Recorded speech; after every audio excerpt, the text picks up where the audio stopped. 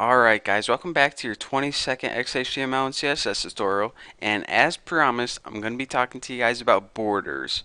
And I'm not talking about like the Mexican US border, I'm talking about borders in CSS. Now, as I mentioned before, or at least I think I mentioned this before, the border is the area that surrounds or basically it outlines the padding.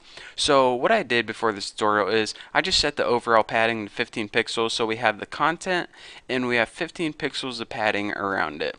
So now what I need to do is show you guys what a border is. So let me make one of the ugliest borders ever. I'm just going to make it stand out, and I'm going to make like a red border or something. So the border, you think you might just be able to type border and type a red, but you can't just do that.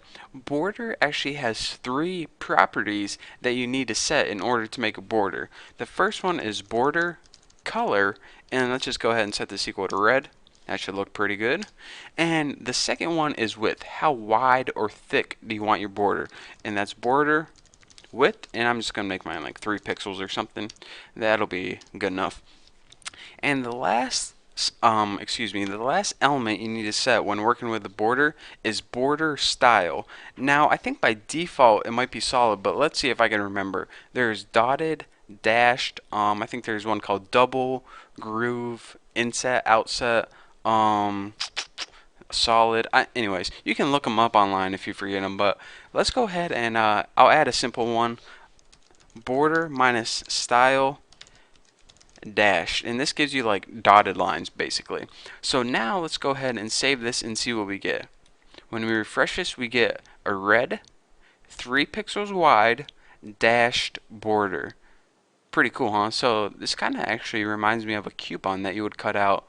So if you're making a website with coupons to love Bucky, then there you go. I just basically made it for you.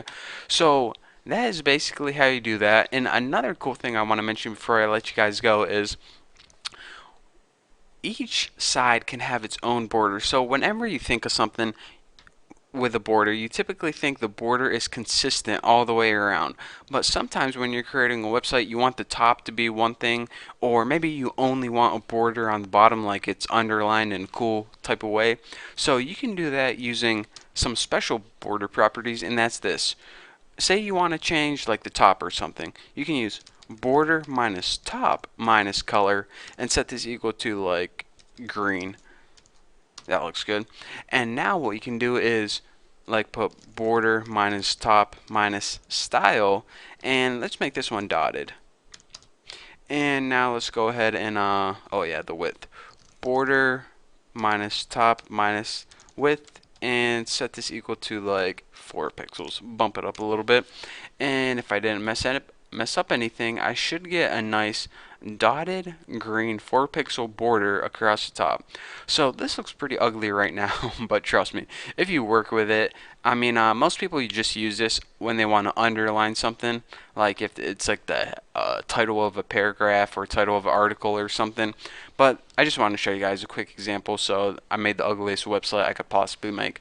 But anyways, I showed you guys how to do that on the top, but if you just replace this word top with bottom, left, or right, then you guys can see the other effects that it can have. I'm not going to go through bottom, left, and right because it's obvious what it would do. So anyways, that is how you make a border. Whether you want it consistent, you just write border minus the property, or if you want it on one side, you write border minus what side you want minus the property, and then write the value. So anyways, that's basically all there is to borders. Nothing else I can think of. So anyways, thank you guys for watching. Don't forget to subscribe, and I'll see you next tutorial where we're probably going to be covering margin. So I'll see you then.